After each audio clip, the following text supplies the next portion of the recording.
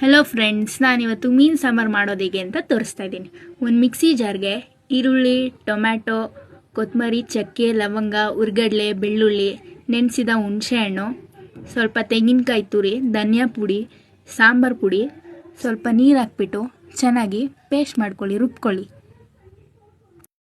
ಈಗ ಒಂದು ಪ್ಯಾನ್ಗೆ ಎಣ್ಣೆ ಹಾಕಿ ನಂತರ ಈರುಳ್ಳಿ ಹಾಕಿ ಕಟ್ ಮಾಡಿರೋದು ಚೆನ್ನಾಗಿ ಫ್ರೈ ಮಾಡಿ.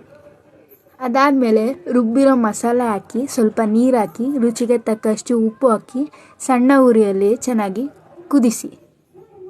ನಾನಿವಾಗ ಟೇಸ್ಟ್ ಮಾಡ್ತೀನಿ. ತುಂಬ ಸೂಪರಾಗಿ ಬಂದಿದೆ. ಉಪ್ಪು ಹುಳಿ ಎಲ್ಲನೂ ಪರ್ಫೆಕ್ಟಾಗಿ ಬಂದಿದೆ. ಗಾರ್ನಿಷಿಂಗಿಗೆ ಇವಾಗ ಕೊತ್ತಂಬರಿ ಹಾಕ್ತಾಯಿದ್ದೀನಿ, ತೊಳೆದಿರೋ ಫಿಶ್ ಹಾಕ್ತಾಯಿದ್ದೀನಿ. ಅದು ಹಾಕಿದ್ಮೇಲೆ 1-2 ನಿಮಿಷ ಸಣ್ಣ ಉರಿಲಿ ನಾನು ಬೇಯಿಸ್ಕೊಳ್ತಾ ಇದ್ದೀನಿ.